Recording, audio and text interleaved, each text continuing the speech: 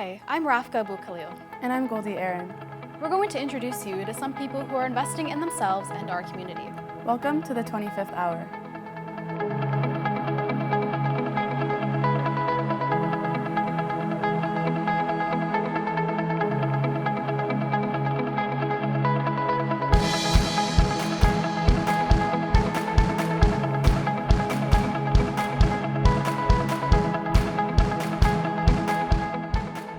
This year's theme for International Women's Day was Invest in Women, Accelerate Progress. Journalist Nehaa Bimal found out there are more women entrepreneurs than ever before. She wondered how easy it is to get them to invest in themselves. I'm on my way to check out the Female Founders Street Market here at Carleton University. 21 diverse female-owned businesses are showcased here today. The number of entrepreneurs here at this market reflects the recent rise in women-owned businesses in Ontario. According to the State of Women's Entrepreneurship in Canada's 2024 report, in 2023, 18.4% of businesses were majority owned by women. This was an increase from 16.8% in 2020. I've decided to talk to a couple of women entrepreneurs here in Ottawa to find out what it's like to start a business. Anna is the first female chef in the 6 generations of chocolatiers and pastry chefs in her family. I certainly didn't open the business because I wanted to be a business owner. I just wanted to do what I love doing. I wanted to do more of it. I'm very passionate about all the ingredients, about the recipes of combining the chocolate and the marzipan and the hazelnut nougat.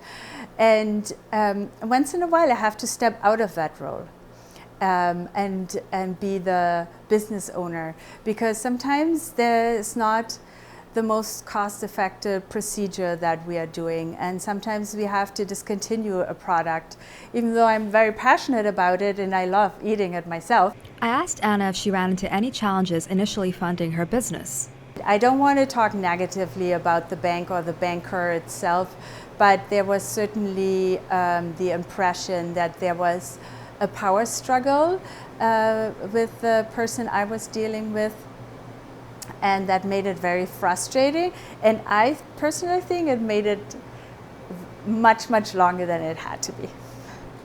Barely breaking ground, the slow stride of progress for women in business leadership and entrepreneurship is a report published recently by the Canadian Chamber of Commerce.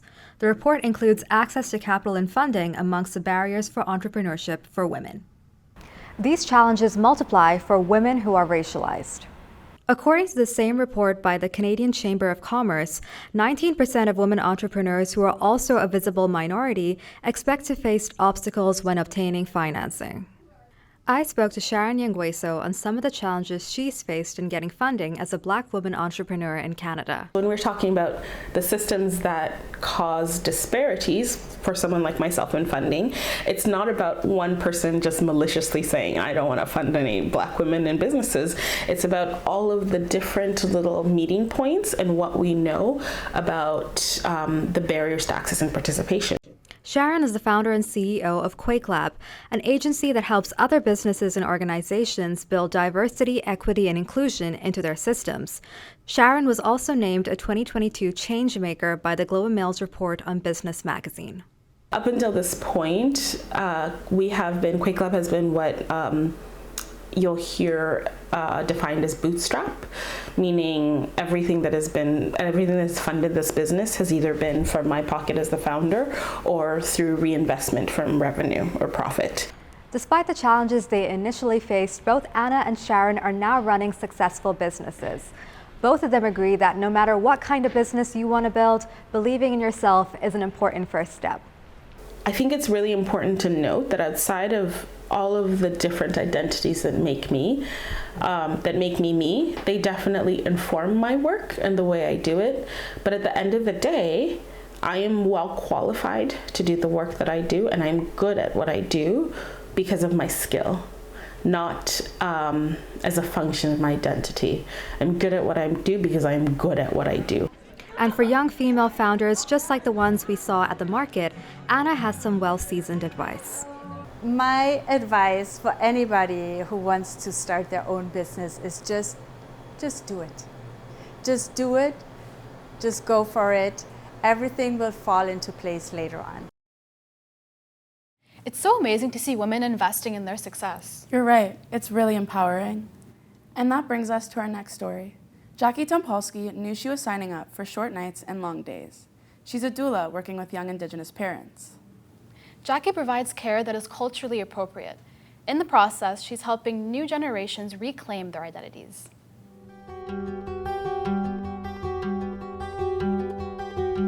My name is Jacqueline Tompolsky. I am Satu and Slavey Dene, descending from Fort Good Hope First Nation in Treaty 11 territory, and I am a full-spectrum Indigenous doula.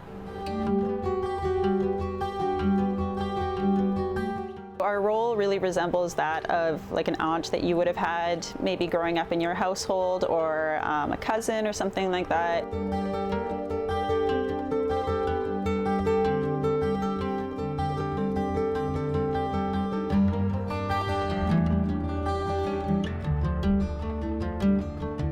I got interested in this work through Carleton, actually.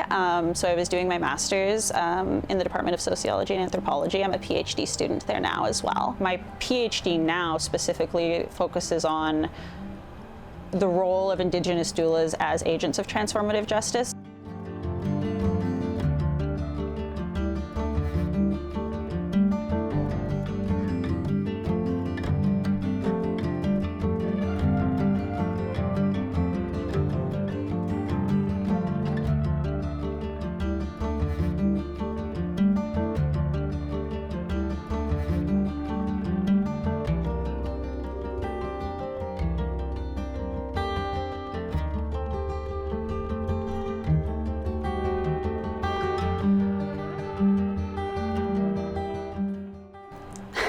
Three different times in my life, I have been having my own gynecological exam, like my annual one, and I am obviously Native.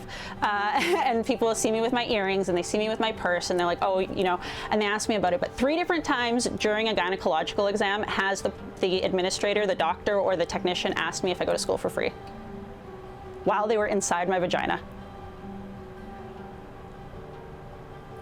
I think about all those negative experiences and how traumatizing it can be for me to just try and take good care of my own physical and sexual health, like based off of those experiences. And I think, boy, would it be easier if I had somebody there with me.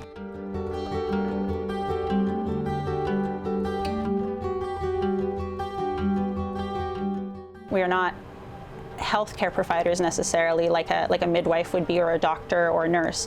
We're first and foremost in a supportive role.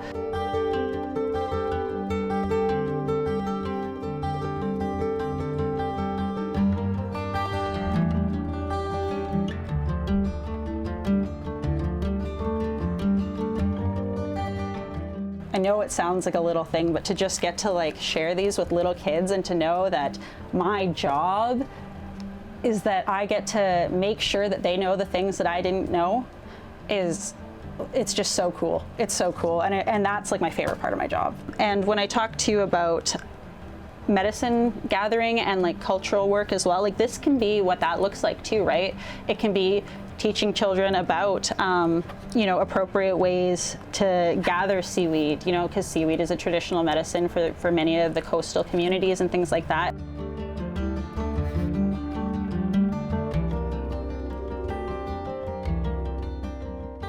You know, at the end of the day, and I look at my hours for the week, or I haven't, you know, slept in 24 hours or something after a labor, and then you're like, whoa, that was a little bit hard on you.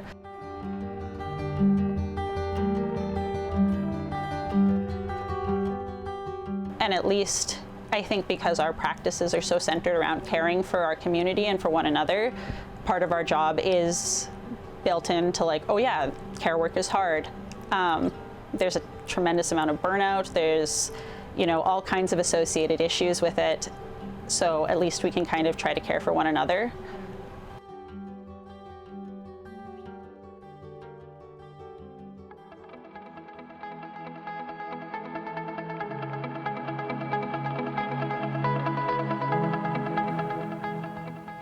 It's becoming more and more difficult to afford rent in Ottawa. Rentals.ca and Urbanation put out a report in March. It shows the average monthly rent for a one-bedroom is more than $2,000.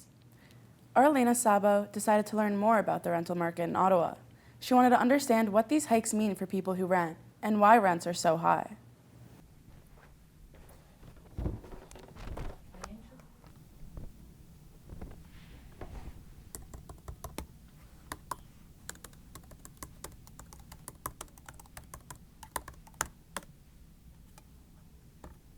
This apartment, they are charging $19.95 for a singular room, where the fridge is right next to 4 bunk beds. Apparently 3 people are supposed to live here. When I moved into my 2-bedroom apartment in 2017, my rent was $1,100.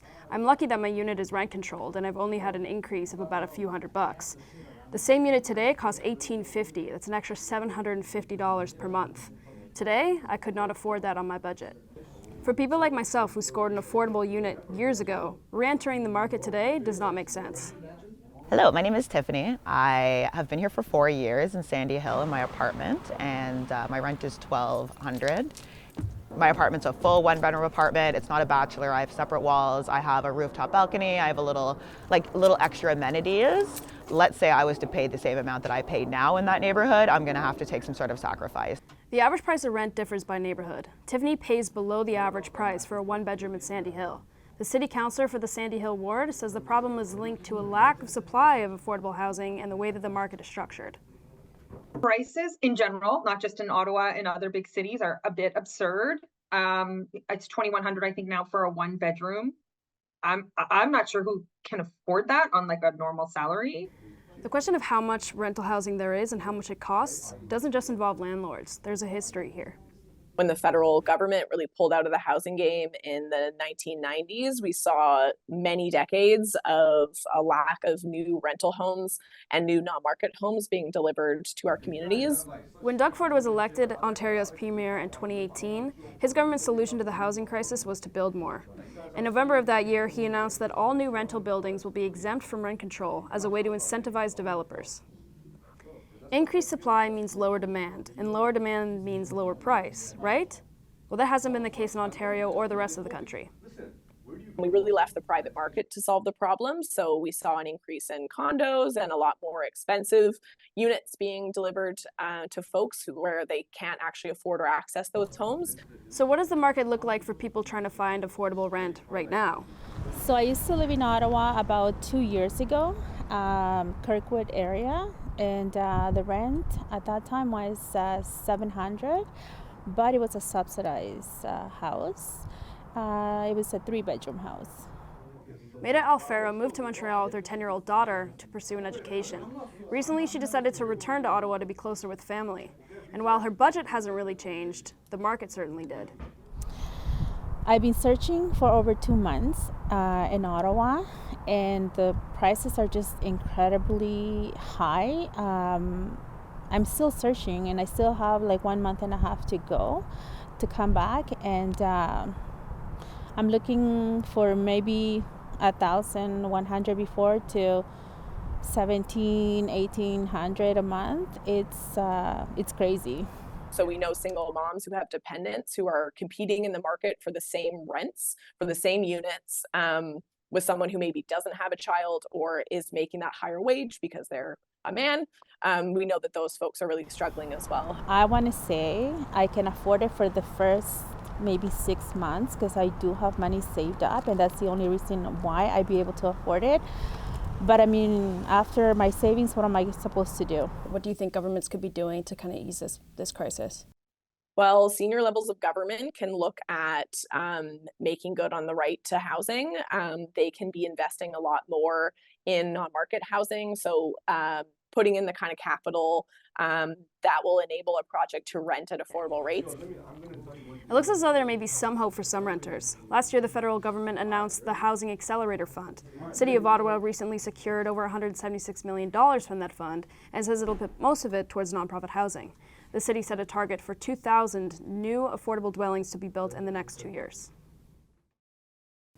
Not-for-profit housing comes up a lot in Lena's doc. The Ottawa branch of the Canadian Mental Health Association is one of the landlords in the nonprofit sector. Since 2002, its condo program has received funding from the federal, provincial, and municipal governments. The CMHA has more than 40 condos across Ottawa. The condos are part of a housing-first approach to homelessness. Nathan Fung looks into why the CMHA thinks these condos are an important first step for its clients.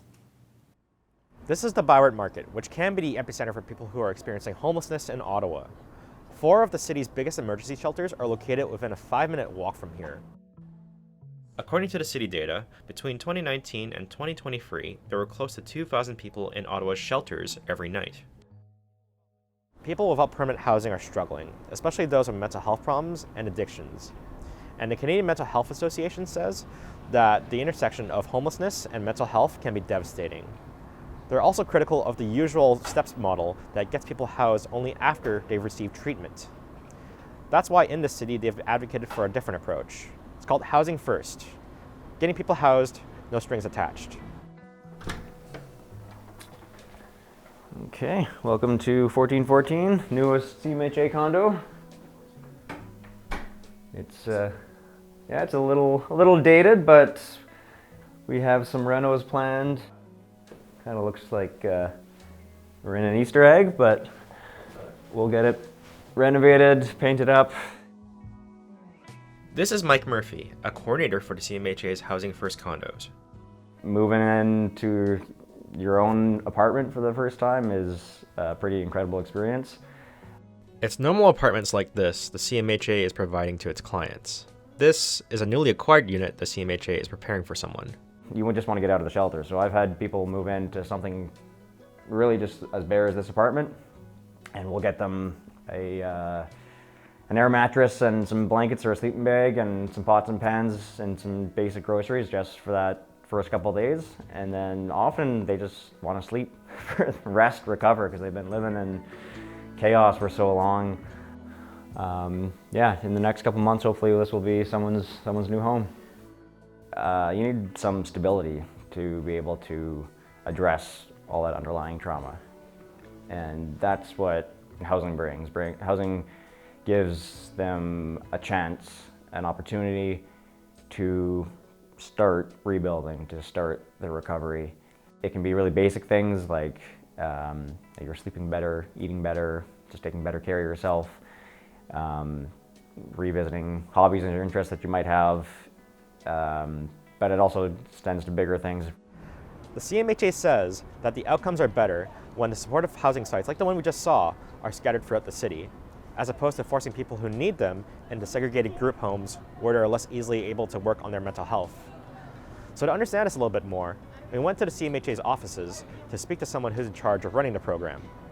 Yeah, so the scattered site is one of the foundational pieces of a housing first approach, in that you're aiming to have people housed in kind of natural communities, where they want to live, where they're living in a typical apartment like everybody else. For some people, it's a great step towards school and employment. Like they're in a place where they're feeling better, they're doing well, and their recovery is at a state where they're taking new steps.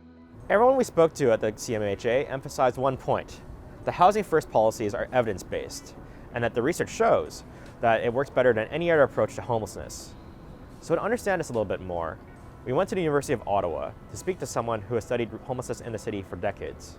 In terms of its effectiveness for ending homelessness, the evidence is pretty unequivocal. Studies like the At-Home Shea Swab Project demonstration have shown the effectiveness of housing first. Researchers found that people receiving housing first achieved superior housing outcomes.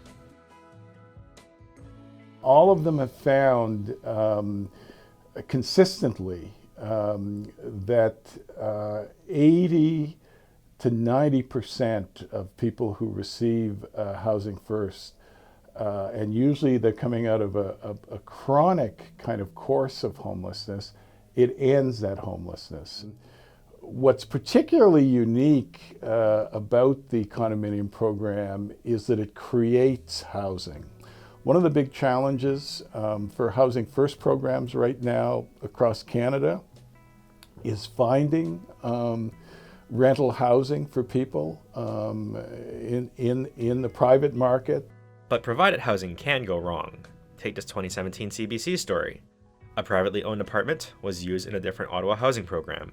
Caseworkers failed to check in on the tenant, and the result was a trashed apartment and a landlord stuck with the bill. But Aubrey says the Housing First approach isn't to blame. When it happens, and I'm familiar with those kind of stories, they've shown up in the media, often it's not Housing First that's being delivered to the person. Often it's only housing without the support. And that seems to be the key takeaway here. It's housing first, but not just housing. It's effective because housing is then followed by support that person needs. And whoever moves into that empty condo unit we visited earlier will have access not just to a new home, but to the CMHA services. They can work with their caseworker to figure out the next best steps. That could be addiction treatment, mental health counseling, financial services, as well as schooling. And all of that was possible because they were housed first.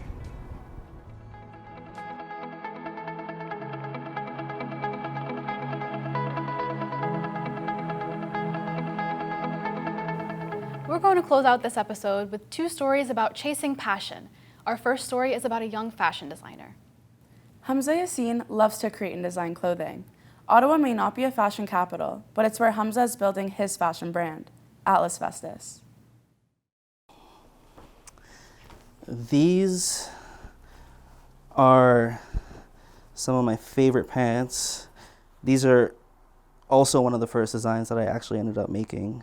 It just expresses beauty, in my opinion. My name is Hamza Yassin. I have a clothing brand called Atlas Vestis, and I'm from Ottawa. So Atlas Vestis, it means world attire. 3 words to describe it. Streetwear.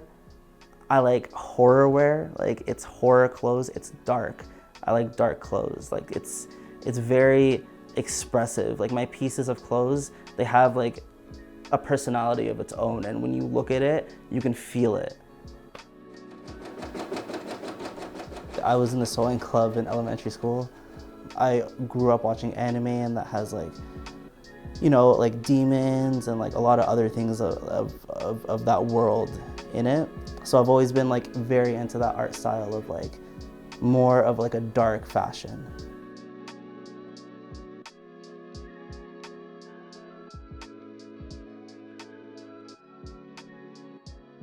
I love like the look of bleach on clothes and sharp lines. I think of like barbed wire and things like that when I'm like doing things like this. And I'm gonna do my embroidery right here. And there's a little bit of airbrush. I don't think we're gonna add any more airbrush. We're trying to make the shirts a little bit more simple. You know, starting is easy, and like the hard part is like knowing when to not make too much, because like when I first started making clothes, it took me like a year to actually get to the point where I can start making pieces. And then when I started to get to that point, like I just got excited and wanted to put too much on a piece, like way too much. And like it would take too much of my time up. And then thinking about selling that shirt as well, it just like I would want to sell it for too much because I put so much time into it. This is my embroidery machine. I was getting the design that I made on the software for making stitches. A lot of my designs are usually like 100,000 stitches, and they take like an hour and a half. So this one's gonna be pretty quick. The other hardest hurdle is really just like making the clothes, is like spending time to like put hours and hours into making these pieces.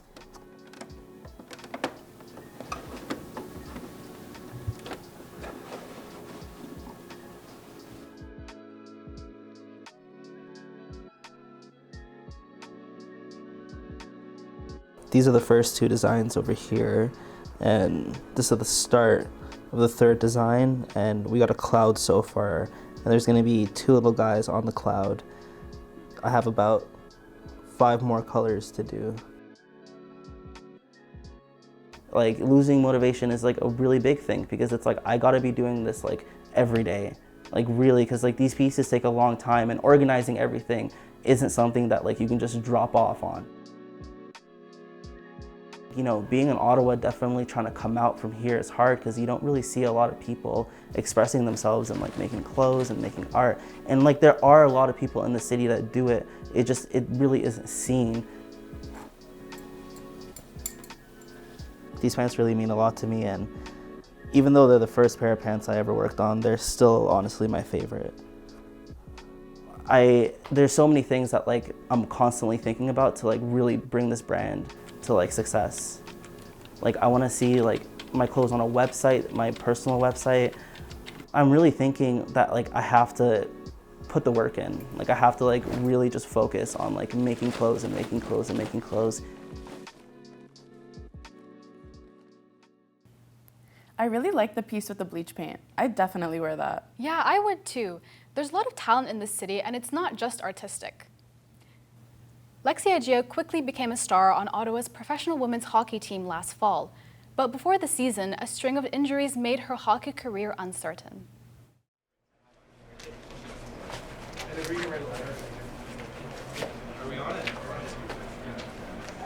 I'm Lexie Adzija, a forward for Ottawa in the new PWHL. My first introduction to hockey was going to watch my older brother play. He's 3 years older, so I got drugged to pretty much every one of his games and practices, and I was begging my parents to play.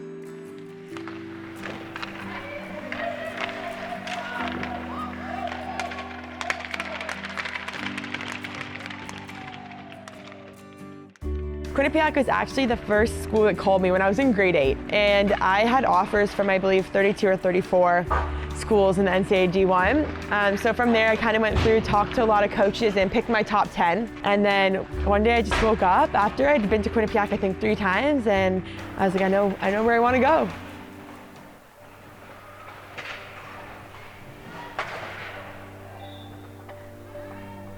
This one deflects in, and there it is. 100 career points for Lexie Adzija. So I came back, played a few weeks, and at the end of October, it was my first kind of big injury. I got a grade 3 shoulder separation, and then came back from that, actually did a ton of conditioning and was probably in the best shape that I've been in my life, and just really wanted to attack the second half of the season and make the most of my 5th year. But unfortunately, I think 4 games later, I took a bad hit into where the boards and meets the bench and got a concussion and missed about a month for that.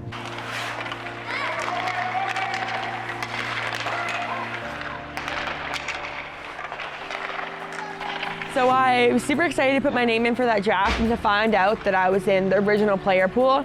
With the 5th pick in the 11th round, Ottawa is pleased to select Lexie Adzija. At that point in the draft, I had my shoes off, and I wasn't really expecting to get drafted. So I'm like quickly trying to do up my heels, and they called my name, and pretty surreal moment just to have my parents and my brother there with me to give them a big hug. They're a huge factor in why I am where I am today, and I was just like in shock a little bit of relief, a little bit of shock, and then excitement.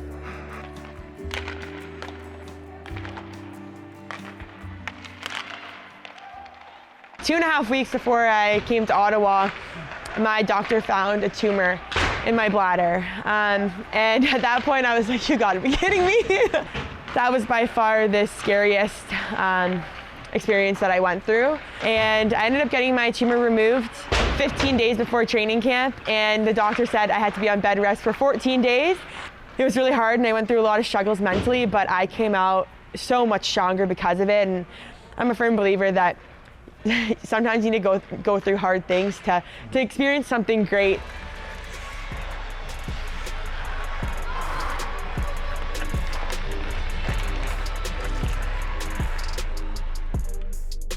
That's a moment I won't forget, starting my first professional game. St. Thomas, Ontario, Lexie Adzija. I don't know if you saw the video, but I skated out. I had the biggest smile on my face, and I did a full 360 look of the arena, and I get pretty emotional talking about it because like that seriously is a moment I won't forget.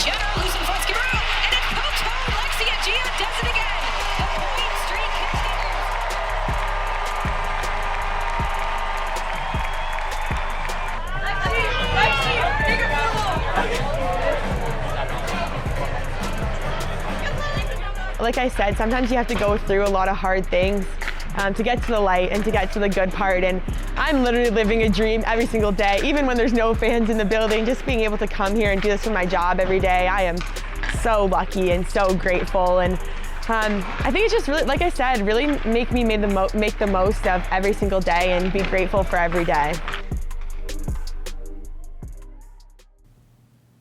Sadly for Ottawa fans, Lexie got traded to Boston in March, but fans will still be able to see her whenever she comes to town. That brings us to the end of this episode of the 25th Hour. Thank you for joining us. I'm Goldie Aharon. And I'm Rafka Abou-Khalil. Take care.